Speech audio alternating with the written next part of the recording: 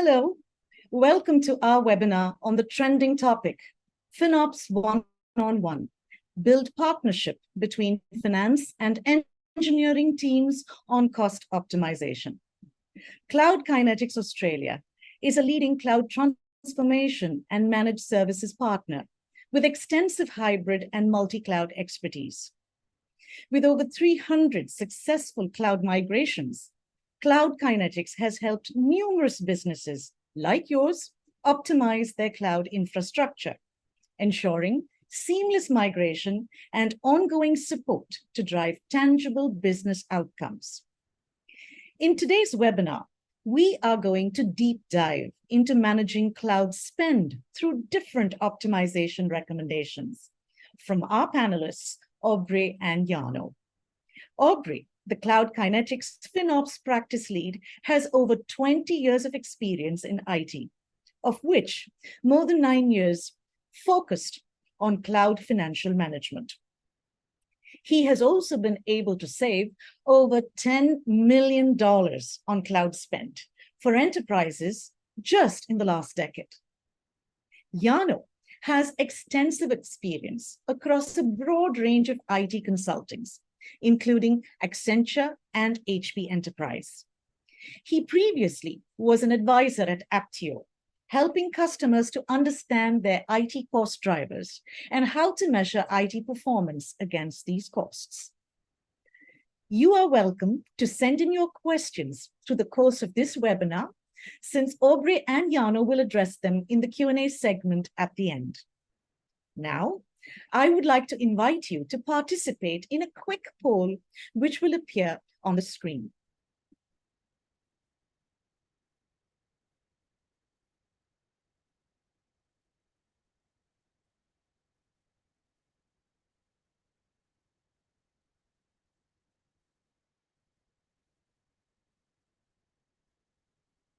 All you've got to do is click what you believe to be your right answer. Good, we see responses coming in. That's nice. Please go ahead.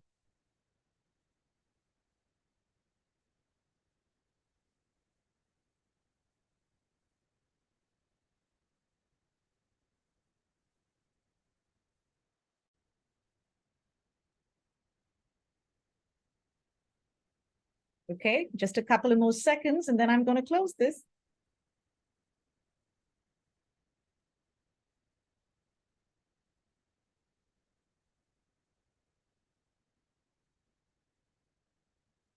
So there we have it. Thank you for your participation. And now, without further ado, over to Aubrey Bent.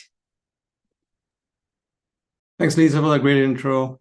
I'm excited, as hopefully you guys as well, to present to you the FinOps 101 webinar.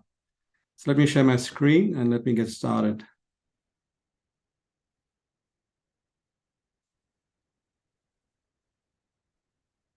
I'm hoping you can see my screen. Thanks, Lisa. All right. Let's go through the agenda. As you can see, we have a fairly packed agenda, so we'll try and finish most of the topics or items during this webinar today. With me also have Jarno, as Lisa mentioned earlier. He'll be sharing a few topics as well during the course of this webinar. So we'll be covering on the FinOps framework. As you can see, there's quite a few items there. So what is FinOps? Why FinOps? Some challenges, which we'll be spending a lot of time on that. Very shortly on principles and roles of stakeholders and the iterative phases.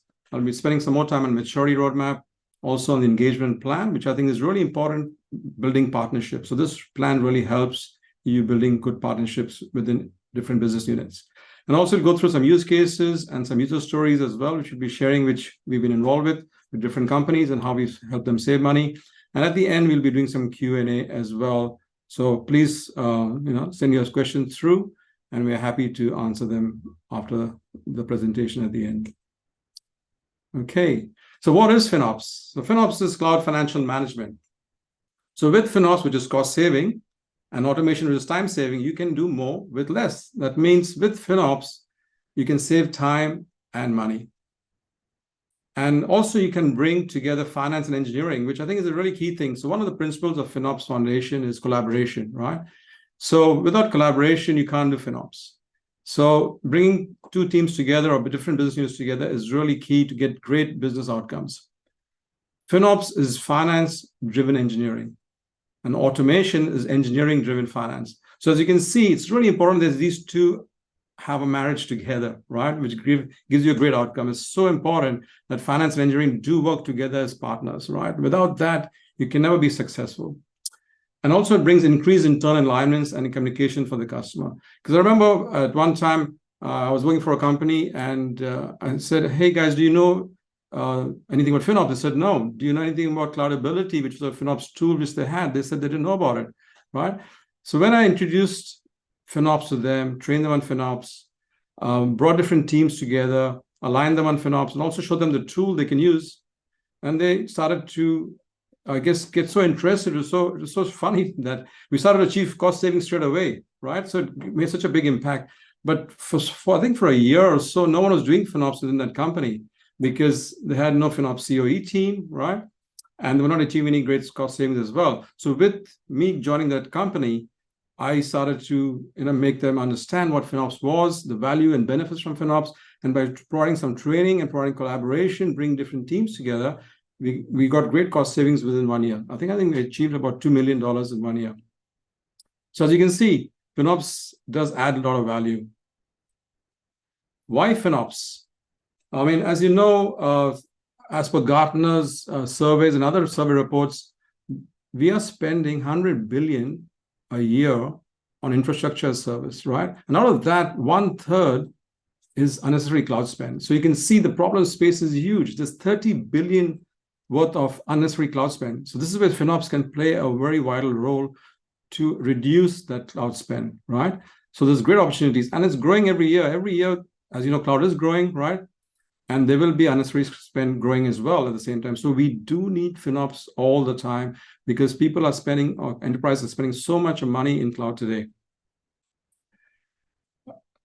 So the tipping point in cloud financial management is so important, right? Because we don't want to have a spend panic. As I said, people are spending unnecessary cloud spend around 30 billion every year, right? So we don't want any more panic, right? In different enterprise companies. So there's some key points which I'd like to share with you today to avoid those spend panics, right? So the first one, as you can see, is cost blindness. I think I met someone last week and I asked them, do you know how much you spend in cloud every year? They said, I don't know. I'm asking people or different teams. No one can tell me.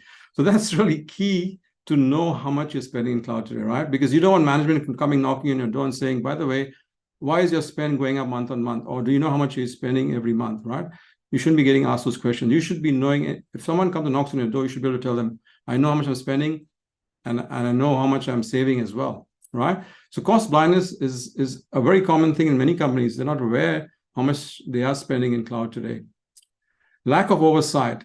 Again, who are the resources or being consumed? What are the top 10 or top 5 resources being consumed in the cloud? And who are your spend drivers? Like which business units are the biggest spend drivers?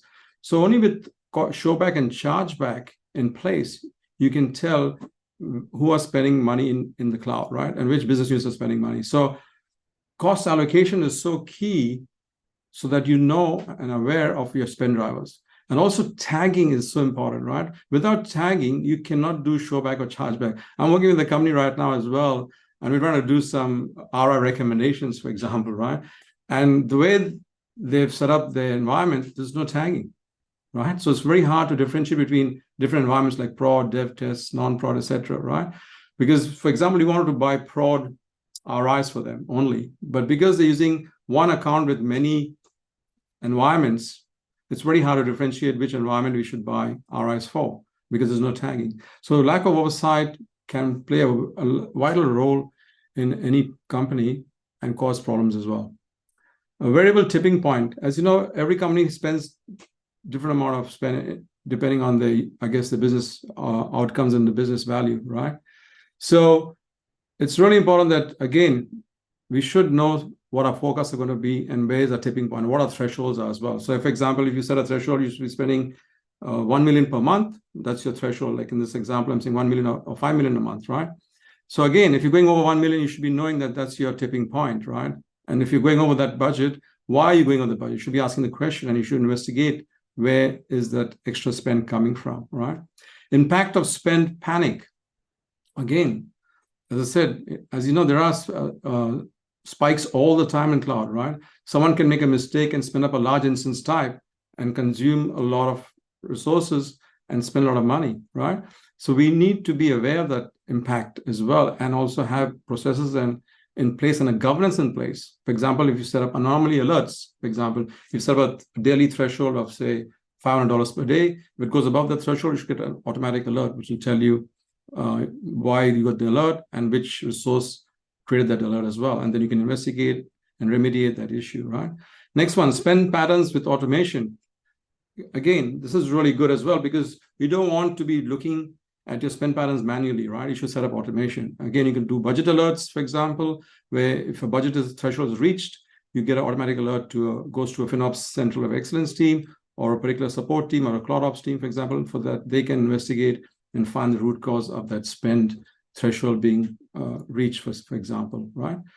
So it's really key that you're on top of these sort of spend spikes or spend alerts or anomaly alerts, etc., which get generated. Again, anomaly alert is another one as well, another use case, which can automatically set up an anomaly alert, which will generate an email notification to you, and then you can investigate straight away and then remediate that, rather than having a massive bill at the end of the month. Optimization of reduction KPIs. I mean, KPIs are really good, but at the same time, you don't want to enforce too many KPIs on business units or internal teams. Sometimes they don't like it, right? Because they don't want like a big brother approach saying you need to save 5% of spend every month, or you need to save, I know, $10,000 every month.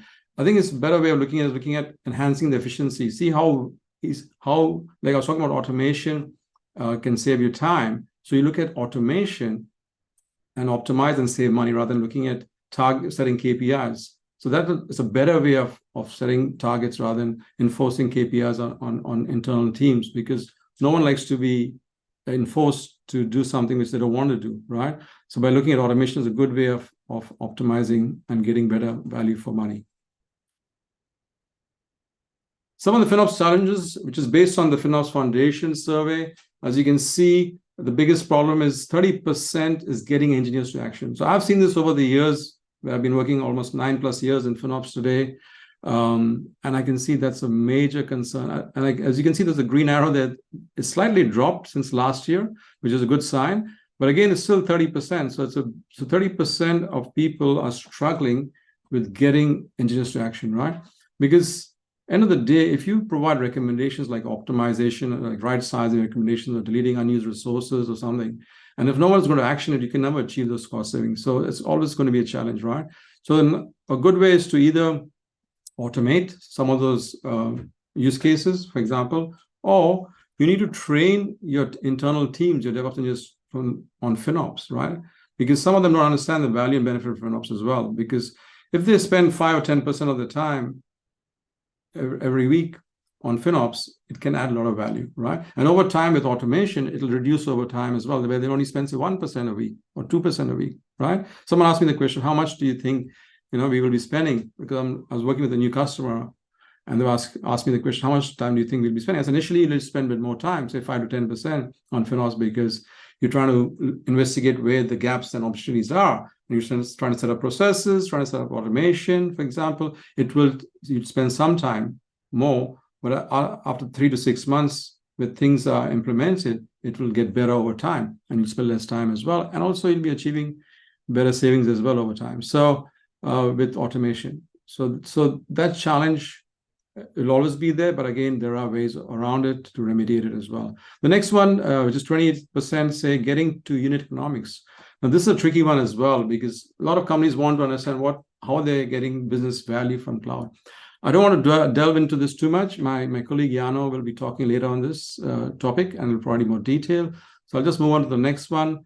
20% adoption on FinOps. Again, this is a tricky one as well, because to a lot of companies, enterprise companies, FinOps is very new. So it's taking a long time for them to adopt or implement FinOps. I started working with another client as well of ours, and was trying to introduce FinOps, and they're all new to FinOps. It was taking a little while.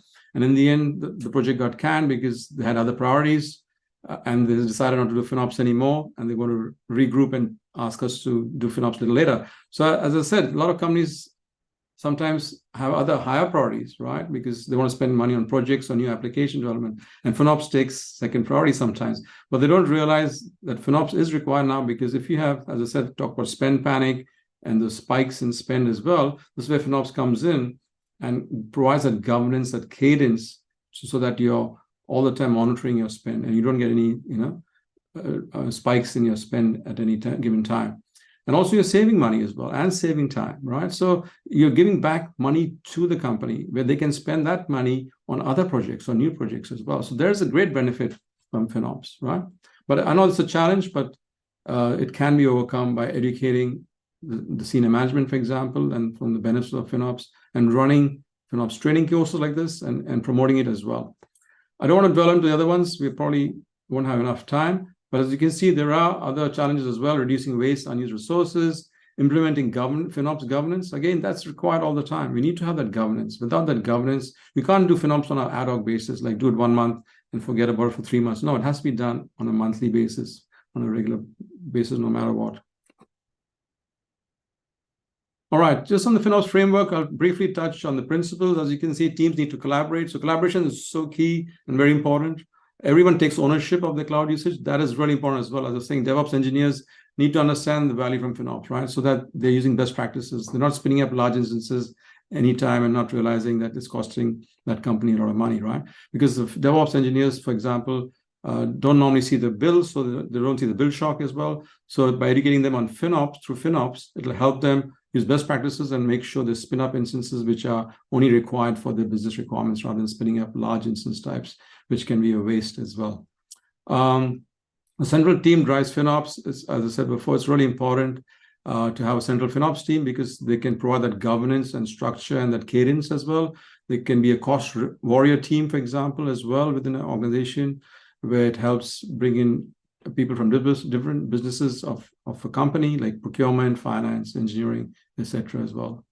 Some of the stakeholders are really key, because if you don't get stakeholder management, you can never deploy FinOps in any company, right? So you need that, get the buy-in from the stakeholders as well. And also the KPIs, if you're going to set KPIs, they should be set from the top down, right? And that's where it helps as well. And just on the right-hand side, the different phases of, this is part of the FinOps Foundation framework. You've got the inform, optimize, and operate. These 3 phases get applied all through your FinOps journey, because they're iterative in phase and they're cyclic in nature. So you have to keep applying it as you move from crawl, walk to run. So normally with any new company, it's good to do a maturity assessment, for example, which we provide in Cloud Kinetics today. When we meet a new company, we always like to understand the cloud spend. So we normally do like a horizon maturity assessment, which creates a roadmap for you, which defines your gaps and opportunities and creates different horizons, as you can see there. You can have up to 6 horizons, for example, which could take 6 to 12 months to deploy all those horizons, which have a set of actions, and takes you on the maturity journey from crawl to walk to run as well.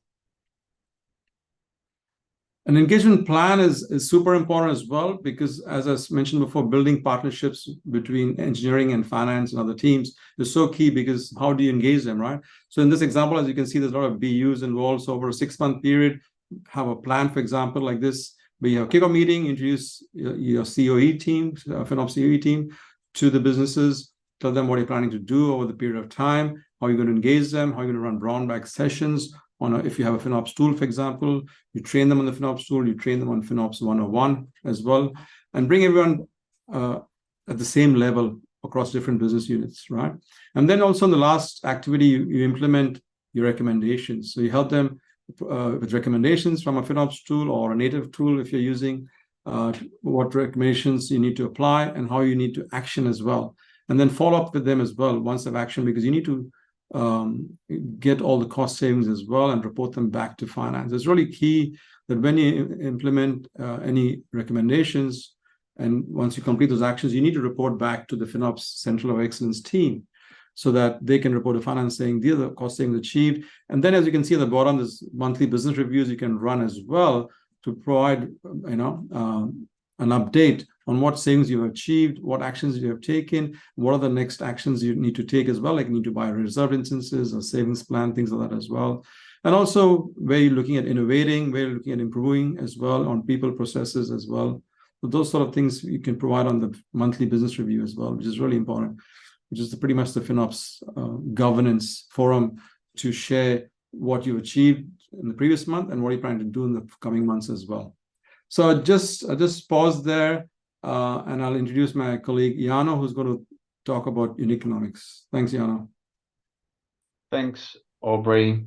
All right, so as Aubrey was saying before, there's about 28% of the customers that are having some challenges around unit economics and implemented in a FinOps perspective. So what I will do in the next 10 minutes or so is I will discuss with you or try to explain some details around what is unit economics and how does it work in the FinOps perspective, and also provide you some examples. All right, so first of all, like unit economics, really what we're trying to do here is to find a relationship between the revenues and the cost associated with those revenues on a per unit basis. And I think people familiar with activity-based costing would understand this directly. And a good example is around, if you're an airline, you could think about units as your tickets, and you would obviously generate some revenue per ticket, but there's also costs associated with it. And some of these costs are what you would call direct cost, there's indirect cost, variable cost, and also fixed cost. Examples are, just put a few down here. So, you have to depreciate your plane, there's maintenance cost, staff, your pilots, and obviously fuel and airport tax. But there's more on top of that as well. Your HR as an airline or security or anything related to that. So the trick is now to find that relationship between your revenue and your cost, so that you then start and can get some insights in how those are related and what you can do to potentially maximize your revenue and minimize your cost. So in terms of FinOps and IT, for units, you will be thinking in first instance more around a unit being an application. So trying to find out your cost per application or your cost per customer, or maybe even end users, or at a slightly more basic level, look at cost per compute or storage. And why would you need that, right? Why would you want to do that? Well, first of all, you want to understand that relationship, how that's related to your cost and to your spend. So, as I said, you can find those insights to potentially save cost or maximize revenue. Another very good benefit is that you will be able to much more effectively budget and forecast your cost. If you understand that whatever you're gonna increase or decrease from a business level will have a specific impact on your IT, that will be a much better way to be able to budget. And that ultimately is then the perfect bridge between technology and business. If a business, and so a short example here is that if you understand what the cost drivers are from an IT perspective for, per customer base, and the business is increasing your customers by, for example, running a marketing campaign, you'll be able to articulate back to the business exactly how that would impact the technology budget, right?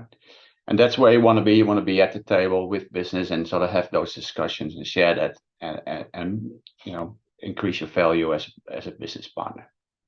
Okay, go to the next slide. So to get there, you usually go through a crawl, walk, run journey, as with many things. So in terms of unit cost in FinOps, where we would see your crawl phase is that you would focus on your public cloud cost. and try to express the cost, per compute or per gigabyte storage, right? And sort of focus and ring fence that around your public cloud cost. And once you're there, there is the possibility to expand that a bit further on to other costs you are incurring to provide your services to the business. So here you can think about any SaaS product licensing cost around monitoring or security, data transfers on top of the public cloud cost. And if you now want to have like a more realistic picture of your cost per unit that you can compare against the revenue, then you would also have to think about labor cost or other on-prem services that you incur. So you would expand that. So and that's then a way to go through your maturity model. And other customers, might have a slightly different, but this is one way of looking at that. Is what we provide here. Could you go to the next slide, please? All right. So as promised, give you an example of a unit cost in FinOps. Is that we came across with one of our customers. And this is all around cost per gigabyte per S3 storage. And the case here is that when we started here in March of this year, the customer had about 2 flavors of S3 storage in use, standard or glacier storage. And if you look on the right side of the picture, you can see a little graph.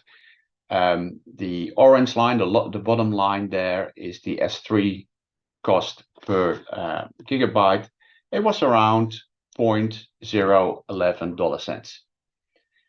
And that's interesting. So, whether that's good or bad, it's usually hard to tell. But I mean, there is definitely opportunity for optimization. So AWS provides a service called intelligent storing or tiering. So when that was switched on, you can sort of follow the graph over time, where you can see the yellow band getting a lot smaller. And basically what happens there is that the intelligent tiering is an algorithm that moves the storage to a deeper level of storage when it's applicable. So when it's not being used, it will go to a deeper level of storage over time. And it goes from phase 1 to phase 2 and deeper into the storage, which is cheaper per gigabyte stored. And if we now look at all the way to the right side of that left picture, you can see that's all different colors. The total amount spent per day is lower. That doesn't mean that there is less storage being used. It's just that the spend is lower, because what the picture will tell on the right side is that the unit cost has shrunk from $0.011 to $0.007, and basically a decrease of 40% of the storage cost per gigabyte over time. So that's where you can really showcase how unit cost can help you understanding your how efficient you're working. All right, well, that was my part. So if you've got any questions, I'm more than happy to answer. And I'll hand it back over to Aubrey from here.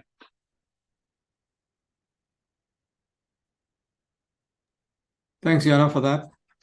Great insight into unit economics. It's really useful, I guess, from a business value perspective. And I can see a lot of our clients are definitely looking into, looking at setting a unit metric as well, and then also measuring their business value or application, for example, as well. All right, I want to share some few more slides with you on some use cases. These are some of the core use cases. There are many more than these, but these are the core ones which normally help with FinOps and also optimize and also save money as well. Resource tagging, I think I mentioned that before as well. It's really important. So as you can see, you need to have some minimum core tags, right? So that you can identify what team it is, what app it belongs to, and what environment, for example, as well. And you can have many other tags as well. But I think at a minimum level, it's really important to have at least few tags like team, app, and environment, for example. Just like I was mentioning before with RIs, we couldn't differentiate between which environment they belong to, those recommendations. It was a pretty difficult thing to do. So yeah, so tagging is really key. Normally 80% and above is a good compliance to have of tagging. If you have more than that, it's even better, but at least from a best practice perspective, so it's good to have at least 80% of tagging. Next one, dev test hibernation. Again, this with automation can be implemented as well. So this is where, as you know, a lot of companies don't have people using their dev test environments 24/7. So just shut it down from 7 p.m. onwards and bring it back up at 7 a.m., right? So you're saving 12 hours of resources, right? And so there's a big saving opportunity there as well. So 50% of saving on your instances on a regular basis. You can do it either during the weekdays and also on the weekends as well, right? Auto scaling groups, again, during your peak times, if you need to manage your traffic peak times, you need, say, 6 instances as in this example, and off peak you only need 1. So using auto scaling, you can spin up during your peak time to 6 instances, and off peak you shut it down to 1, right? So you're saving money there as well, right? So again, this can be done automatically as well using native tooling within your cloud as well. The right size instances, again, as I said, people tend to spin up instances without doing some capacity planning or workload placement as well, right? So they spin up large instances initially and not realizing they're only using 5% of CPU or 2% of CPU and wasting the rest, right, of the resources. So again, we can get right sizing recommendations from a tool or from native tooling as well, and provide recommendations where you can downsize. And this is normally mostly done in the non-prod or your dev test environments, not in your prod. So prod, you don't want to take the risk of downsizing your instance capacity. So normally you do it in your non-prod environment mostly. Again, there's a big opportunity there. As you said, 32% is normally over provision. So there's opportunities there to save money as well. Some more use cases, decommission unused applications. I remember talking to a customer a while ago. I asked them, hey, for 6 months, I can see your application and your instance are still running. So I asked the project manager, I said, why are these still running? He said, my project's finished 6 months ago. I said, yeah, fair enough. So why don't you decommission your application and your instances? He said, I didn't know how to do it. So again, it comes down to knowledge as well and awareness, right? So this is where FinOps can help people from an optimization perspective to realize that there are opportunities, out there, and they need to be aware of it as well, right? So decommission detached volumes. Again, a lot of times where volumes become unattached from the EC2 instance, for example, and they just become often volumes, right? They just sit there doing nothing. They're just idle, right? So great opportunity again. These are quick wins, low-hanging fruit. Just delete them, right? Because they're doing nothing. The reserved instances and savings plan. Again, a lot of the cloud service providers provide this great pre-commit, where you pre-commit to buying instance types, right, at a discounted rate. So if you buy 1 year or 3 years, 3 years, of course, gives you a better discount. But I guess based on your business requirements, you can buy 1 year, 3 years and save money, right, over time. This is a great opportunity. But again, you need to do some analysis as well. Make sure if you commit to a 1 year RI, for example, to make sure if you're buying an instance type, that instant family is being consumed over 1 year, rather than after 3 months, someone decides to change the instance types, you can lose money as well. So you need to make sure that you do check this with the business and the requirements to make sure that they are going to consume those instance types you're buying. Savings plan is a better or safer bet, but you get lesser discount. Again, savings plan, because it applies across every instance, gets spun up within your organization, for example. So it's a safer bet. So you just purchase instance R's, and then whatever instances you consume gets consumed by a savings plan and gets a discount as well. So they both have their advantages and disadvantages, because RIs give you better discount rate compared to savings plan, but savings plan is lower risk compared to RIs, right? So these are great, as I said, good use cases to apply in your cloud environment, because as I said, most of your cloud providers provide today, like AWS, Azure, and GCP as well. FinOps can make a difference. As I said, from my past experience over the years, I can see great opportunities where we have saved money. So in the first user story, where I managed to save 2.4 million in 6 months. This was an on-demand, this is in data center. I'm talking about 9 years ago, right? So as you can see, people are not aware, right? There were just spun up instances of servers and just kept them running. They didn't realize they had to decommission it when the project finished or they were not being used, right? 2 million cost savings from cloud offline in 1 year from a financial services. Again, this was a company introduced FinOps. They didn't have FinOps at all, right? They had a tool, but they were not using a third-party tool. So introduce them to FinOps, introduce them to the tool, show them the benefits from the tool, what reports and recommendations they can get. And once they started consuming the third-party tool, they started to achieve great savings over 1 year. A 32% cost reduction from FinOps initiatives in 6 months for an overseas bank. Again, I think we achieved $500,000 in 6 months for that particular bank just by doing FinOps, right? Because they didn't have a FinOps team, they didn't know how to optimize and how to run a FinOps practice, for example. We helped them set up a practice, helped them run it as well, and achieved almost $500,000 in 6 months for that particular bank. And the last one, 29% cost avoidance and from savings in 6 months. Again, this company were doing FinOps, but they didn't have a FinOps team running it. So they asked us to come in and help them uplift the FinOps practice and run it for them as well, because they were doing it on an ad hoc basis, right? So they had good FinOps practices, but they were not following it because they didn't have a FinOps team to run it. So we went in there and provided them on like a managed service, advisory service initially, and then it became a managed service because they didn't have someone to take over from us and run the FinOps practice. So we are running for them, and we managed to achieve almost 6 million we achieved in the 10 months we were there. So yeah, so it's been a great outcome, as you can see. So FinOps can make a difference because, as you can see by these user stories, there's a lot of opportunities to be achieved and savings to be made as well. And yeah, as I said, that problem space of 30 billion is out there across globally. So all enterprise companies have that unnecessary cloud spend there. So it's there for us to take advantage of. And with FinOps, as I said, we can make a big difference. So with that, I'll hand over to some Q&A back to Lisa. So if you have any questions, please feel free to raise them with us right now, and we're happy to answer them, or you can put it in the chat as well. Thanks, Lisa. You're welcome. Thank you, Aubrey and Yano, for that insightful presentation. I do hope that our guests have gleaned quite a bit of information from here. And with regard to questions, we do have a couple of questions that have come in. So I'm just going to read them out to you, and either you, Aubrey, or Yano can take them. So something that I have here that says, what are some challenges businesses typically face when managing their cloud spend? And what are some best practices to address them? Yeah, I can do that one, Yano, if you want. Yeah, so yeah, that's a good one. I guess, as I said, as per the FinOps Foundation, there's so many challenges, right? And the challenge I saw was awareness of FinOps, right? Because a lot of people don't know what tool to use, for example, right? A third-party tool or in a native tool, right?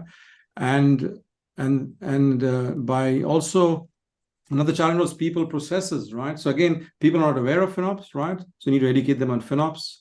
Then they don't have any processes in place as well. So there's no governance as well from a FinOps perspective. So I guess by training your people with FinOps, training them on a tool, either a third-party tool or the native tool as well, can show them benefit and value. So that's how we remediated that challenge, basically, by training them on FinOps, showing them how to use a tool, or introducing them to a new third-party tool as well. As you know, we partner with Aptio today, and they use Cloudability. So we do help customers if they want to do a proof of value or a proof of concept with a tool. We can help them with a third-party tool called Cloudability as well. Yeah, so that's how we implement. And also, we do provide advisory service as well, so we can help with best practices. So we can set up a FinOps practice based on the FinOps Foundation. We have our own framework as well, where we do the maturity assessment, look at the opportunities, the gaps and opportunities, and then set up a horizon maturity roadmap and take them on a journey as well.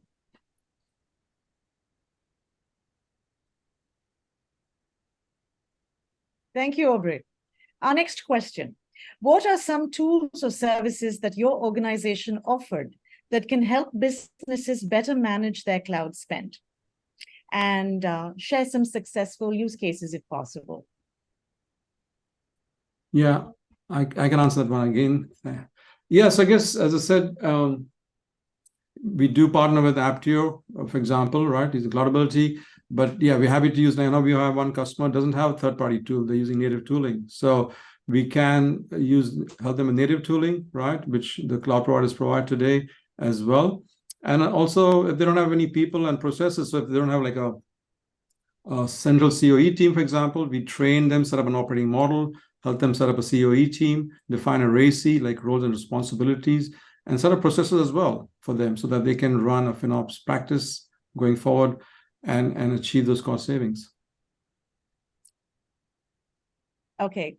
Any tips or advice for companies looking to kickstart their FinOps practices? Yana, you want to take this one or you want me to do it? No, yeah, you can take that one, Aubrey. Okay. No. Yeah, sure. So I guess, as I said, from a FinOps perspective, people, processes, and tools are really key, right? Now, so first of all, you need to have a strategy in place, right? So you need to understand what are you planning to do. Are you going to plan to set up a central COE team, for example, right? So that's your people, right? And do you have any processes? So if you don't have any processes, then in that case, you should define what processes you need as well. So to me, the first thing is have a plan in place. Say, okay, I need to set up a team, right? Train them on FinOps, train them on a FinOps tool, for example, as well. So if I don't have a FinOps tool, then I need native tooling and what native tooling I should be using, for example. And then you look at setting up a framework, right? So this is where Cloud Kinetics can come in as well and help you as well set up that framework. Because at the end of the day, without a FinOps framework, you won't know how to train your people, how to create those processes, and how to use the tool as well, right? So you need all those three to work hand in hand. And also, I think ways of working is so important as well. As I said, that's another big challenge as well, in adoption of FinOps, right? Because a lot of people don't realize from the traditional IT world, it's so different to the current world at FinOps, where you need to collaborate and work as one. In traditional IT, we all worked in silos. You cannot work in silos anymore. You have to work as one team, right? And that's why this topic we picked, build partnership between finance engineering, is so important, right? So I think that's really key, because at the end of the day, as I said, stakeholders should have that buy-in and bring it from top down as well and endorse it, that they want to implement FinOps. Then only you can be successful as well. Thank you, Aubrey. I think the next one is for Yano. What is the difference between unit economics and unit costs? Yeah, all right, that's a fair question. I can take that one. So unit economics is really finding that relationship between your revenue and your cost, where unit cost obviously is just focusing on the cost itself. Now, like the other thing that I could say there is that you don't need to do, you can do it without the revenue, right? So you can honestly work with unit cost, and that will give you a lot of insights. It's just at the end, if you also then want to put against your revenue, you can even get more insights. But a lot of companies, they just start focusing on, what are the costs per application or per specific service that I provide as an IT, and how do I find how that relates to if I increase or decrease the amount of service or applications or customers, how can that impact the cost side? So, unit economic is the overall term, unit cost is the specific cost associated with the unit. Hope that answers the question. Let me know if you want more, more detailed information. Yeah. Thank you, Yano. Thank you. And with that, our webinar session comes to an end. And on behalf of Cloud Kinetics and Aptio, I'd like to say a big thank you to all the attendees who took the time to join us today. Thank you so much. This is me, Lisa Harris, on behalf of Cloud Kinetics and the rest of the team signing off. Thank you. Thank you.